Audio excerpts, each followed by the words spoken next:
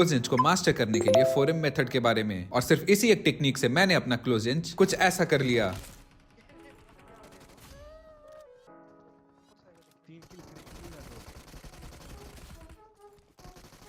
और ये टेक्निक कैसे क्लोज इन मास्टर करने में हेल्प करेगी उसको जानने से पहले चलो मैं आपको अपनी बैक स्टोरी बताता हूँ। जब मैंने गेम खेलना शुरू किया था तब मेरे दोस्त मुझे एक ऑप्शन जैसा दिखते थे, यानी कि जब उनके पास टीममेट्स नहीं होते थे, जब उनको मजाक उड़ाने के लिए एक बंदे की जरूरत होती थी, तब मुझे बुलाया जाता था क्योंकि मेरा क्लोज इन बहुत ज्यादा वीक था और मेरा डिवाइस भी लो एंड था। फिर क्या था, मैं डेली प्रैक्टिस करने लगा पर गेम में कुछ चेंज नहीं आया, ना मेरे गेम प्ले में और ना ही उनके बिहेवियर में। तो मैंने वो बीच में अकाउंट डिलीट करके एक नया अकाउंट बनाया और सोलो ग्राइंड चालू कर दिया। यूट्यूब पर फेमस क्रिएटर्स के कुछ टिप्स और एनालिसिस देखकर मैंने खुद के लिए एक डिटेल मेथड रेडी किया। वो मेथड कुछ महीने कंसिस्टेंसी के साथ फॉलो करने के बाद रिजल्ट्स कुछ ऐसे आए जैसा कि आप देख रहे हो। हाँ, ये मेरे क्लचेस ही हैं और आप ये मेथड फॉलो करके कुछ दिनों में मेरे जैसा क्लोज इन मास्टर कर सकते हो। तो स्वागत है आप सबका फिजर की दुनिया में, जहां नूब्स नहीं सिर्फ लेजेंड्स बनते हैं। और अगर किसी को ये लगता है कि ये वीडियो कोई नॉर्मल क्लोज इन वीडियो होगी जैसे कि पूरे यूट्यूब पर रहती है, तो मेरे भाई वीडियो को छोड़कर तुम अभी जा सकते हो, क्योंकि इस वीडियो में मैं सिर्फ वही बात करूंगा जिससे सच में क्लोज इन को मास्टर किया जा सकता है। अब चाहे ये वीडियो यूनिक हो या ना हो, पर मैं बता दूं इस वीडियो में सिर्फ वही टिप्स मैंने दी हैं जो सच में क्लोज इन मास्टर करने के लिए चाहिए। तो चलो बिना किसी देरी के चलते हैं और फोरम मेथड के सीक्रेट को समझते हैं। गाइस, अगर मैं आपसे पूछूं क्लोज इन मास्टर करने के लिए कौन से 4 पॉइंट्स यूज होते हैं, कमेंट्स में जल्दी बताओ। अब जरा मेरा मेथड सुनो। मेरे मेथड में होता है मूवमेंट, एमएस, माइंडसेट और एक सीक्रेट मेथड जो कि मैं आपको इस वीडियो के लास्ट में बताऊंगा, क्योंकि उसको समझने से पहले ये 3 को समझना बहुत ज्यादा जरूरी है। चलते हैं फर्स्ट मेथड की तरफ जो कि है मूवमेंट। क्लोज इन में मूवमेंट ज्यादा मास्टर करनी होती है, क्योंकि जब सामने वाला बंदा और आप सेम टाइम पे फायर करते हो और दोनों का एपीएस सेम होता है, तो नॉक कौन होगा इसका डिसीजन मूवमेंट करता है। जो परफेक्ट मूवमेंट करेगा वही एनिमी को नॉक देगा। अब परफेक्ट मूवमेंट का मतलब सिर्फ लेफ्ट राइट चलना नहीं होता है, एनिमी के नेक्स्ट मूव को समझकर इंस्टेंटली मूवमेंट देना होता है। और सिर्फ यही काफी नहीं, मूवमेंट के साथ एक्यूरेसी रखना बेस्ट प्लेयर की हैबिट होती है। और हाँ, ध्यान रहे आपका जिगल एनिमी को कंफ्यूज करने के लिए होना चाहिए। बीच में बहुत सारे जिगल टेक्निक्स होते हैं, जैसे जॉनथन का डायगोनल और टेलीपोर्ट जिगल, मवी का left right long jiggle, scout का वन साइडेड जिगल और चाइनीज प्लेयर्स का इंस्टेंट फास्ट जिगल। पर सवाल ये है कि आपको कौन सा जिगल यूज करना चाहिए। देखो, आपको अपना खुद का एक जिगल चूज करके मास्टर करना होगा, और ये मास्टर करने के लिए आपको ढेर सारे टीडीएम 1v1 खेलना होगा और आपको ये खुद से एनालाइज करना होगा कि कौन से टाइप के जिगल के साथ आपका एम एक्यूरेट बैठ रहा है। आसान शब्दों में बताओ तो टीडीएम में diagonal jiggle, one sided jiggle, crouch jiggle, ये सब ट्राई करो और फाइंड आउट करो अपने एम के अकॉर्डिंग बेस्ट जिगल कौन सा है। हाँ, आई नो कि एनिमी के मूवमेंट एनालाइज करके सिचुएशन के हिसाब से भी जिगल देना होता है, पर अगर मैं आपको कोई एक जिगल बताऊं जो कि ज्यादा इफेक्टिव होने वाला है, तो वो है वन साइडेड जिगल। पर सिर्फ वन साइडेड जिगल नहीं, पहले कुछ देर तक long jiggle and then one sided jiggle देना होता है। अब जिगल के ड्रिल्स को आपको प्रैक्टिस करनी होगी ताकि क्लोज इन में आपको मैक्सिमम बेनिफिट मिले।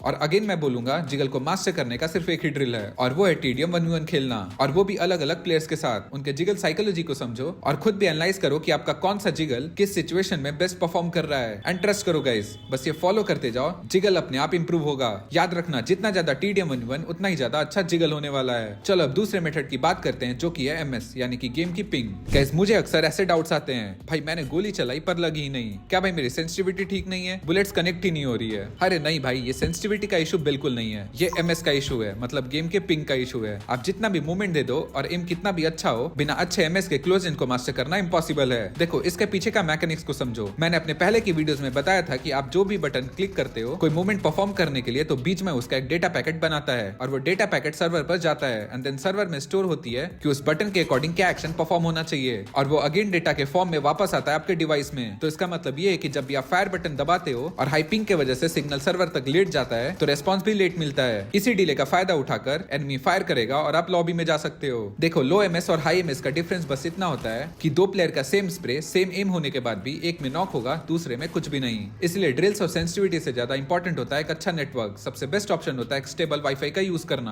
अब अगले मेथड को मैं कहूंगा one of the most important method है, जिसको शायद आप सुनने के बाद कहोगे भाई ऐसा कुछ नहीं होता, और शायद वीडियो को भी छोड़ के चले जाओ। खैर, इसमें मेरा कुछ नहीं, आपका ही घाटा है। पर उस मेथड को बताने से पहले अगर आपको ऐसा लगता है कि मेरे कंटेंट ने थोड़ा सा भी हेल्प किया है आपके किसी प्रॉब्लम को सॉल्व, गेम में इंप्रूवमेंट, या फिर अगर आप कुछ यूनिक सीखते हो मेरे वीडियो से, तो प्लीज इस वीडियो को लाइक कर देना एंड चैनल को सब्सक्राइब कर देना। इस वीडियो का लाइक एम हम रखते हैं 5K लाइक्स का। और वीडियो अच्छी लगी हो और अगर आपको इसका नेक्स्ट पार्ट भी चाहिए तो इस वीडियो को 3 बार हाइप भी कर देना। चलो अब टॉपिक पर वापस आते हैं। तो तीसरा मेथड है माइंडसेट। देखो, माइंडसेट का मतलब सिर्फ कॉन्फिडेंस नहीं होता। बीच में मैं एंट्री फ्रैगर और सपोर्ट प्लेयर का डिफरेंस सिर्फ स्किल स्किल्स या फिर गन पावर का नहीं होता है, वो होता है माइंडसेट का। क्लोज एंड बीस्ट बनने के लिए एंट्री फ्रैगर जैसा सोचना पड़ेगा। No fear, no weakness, no panic. अगर आप कोई नॉर्मल क्लासिक या फिर प्रैक्टिस स्क्रिम्स खेल रहे हो और हमेशा ये सोचोगे कि क्लोज इन फाइट में गेम सेंस यूज करूंगा, नेट्स डालूंगा, थोड़ा स्लो खेलूंगा, तो क्लोज इन में आपका गन पावर कभी इंप्रूव ही नहीं होगा। कभी कभी सिर्फ प्योर एग्रेशन के साथ खेलना पड़ता है, घुस के मारना पड़ता है, तभी कॉन्फिडेंस इंप्रूव होता है और माइंडसेट चेंज होगा। हाँ, जब स्टेज बड़ा हो, जैसे कि रैंक पुश करना हो या फिर अच्छे टूर्नामेंट्स में 1v1 सिचुएशन हो, देन डेफिनेटली आप क्लोज इन में गन पावर के साथ साथ गेम सेंस का भी यूज कर सकते हो। बस मैं यही कहूंगा, सामने वाले प्लेयर से डरना बंद करो।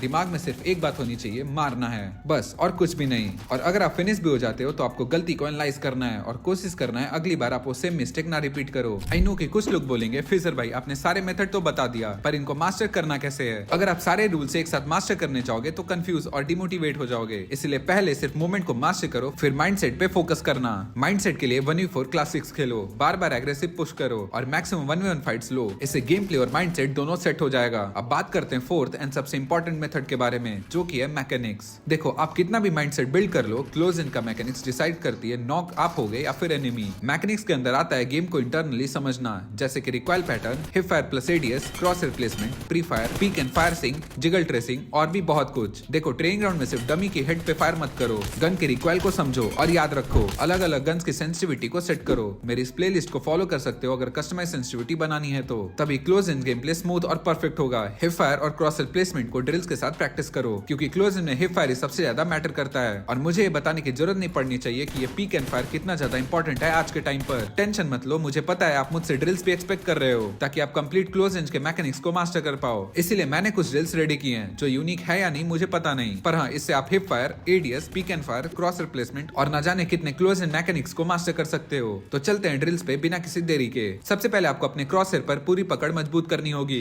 मतलब ये कि बंदा चाहे जैसा भी जिगल करे आप उसे ट्रेस कर पाओ। अब बहुत सारे प्लेयर्स कुछ इस तरह से लेफ्ट एंड राइट ट्रेसिंग की प्रैक्टिस तो करते हैं, पर अप एंड डाउन मूवमेंट की प्रैक्टिस करते ही नहीं है। सो आपको ये दोनों ड्रिल को प्रैक्टिस करना है, ताकि आपका क्रॉसर यानी कि एम आपके कंट्रोल में हो। अगला ड्रिल होगा पीक प्रैक्टिस। उसके लिए आपको अपार्टमेंट के अंदर आना है और कुछ इस तरह से प्रैक्टिस करनी है। यहाँ पर आपको मल्टीपल गन्स का यूज करना है, और हाँ, शॉर्ट गन तो खास करके। फिर एडीएस ऑन एंड ऑफ करके दोनों तरीकों से प्रैक्टिस करनी है। फ्लिक शॉट की भी प्रैक्टिस करना बिल्कुल मत भूलना। हाँ, वही जो डब्ल्यू मैक्स भाई यूज करते हैं। जितना ज्यादा फास्ट करोगे उतना ही फायदा मिलेगा। अगला ड्रिल जानकर आपको लगेगा कि भाई ये तो क्लोज इन ड्रिल है ही नहीं, पर एक बार ड्रिल को देखो फिर बताता हूँ। कुछ इस तरह से आपको फ्री फायर देते हुए एनिमी के क्लोज जाना है, और जैसे ही आप क्लोज जाओगे देन आपको शॉटगन यूज करना है, कुछ इस तरह से। ऐसे में जो close to mid range fights होंगी उसमें आपकी एडीएस की एक्यूरेसी बढ़ेगी और शॉटगन तो आप मास्टर करोगे ही। पर इस ड्रिल का एक मेजर फायदा ये भी है कि जब भी बंदा कवर में हो और आप ओपन में हो, देन आप उस बंदे को कैसे पिन करोगे वो ये ड्रिल आपको सिखाएगी। सो ड्रिल्स काफी बेसिक हैं, पर अगर तुम कुछ दिनों तक प्रैक्टिस करोगे तो रियल इंप्रूवमेंट और रियल रिजल्ट यही ला कर देंगे। सो बस आज के लिए इतना ही। पर रुको, यहाँ तक आई गए हो तो आपको एक बात बताता हूँ। आज तो आपने वीडियो देख ली क्योंकि आपको यूट्यूब ने रिकमेंड कर दी, पर बार बार ऐसा बिल्कुल नहीं होगा और इस वीडियो को बहुत लोग देखेंगे और भूल जाएंगे। इसलिए इस वीडियो को लाइक कर देना ताकि ये वीडियो आपके लाइक प्लेलिस्ट में सेव रहे, और चैनल को सब्सक्राइब कर देना ताकि मेरी वीडियोस आपको आगे भी रिकमेंड होती रहे। और हाँ, कंटेंट पसंद आई हो तो इसको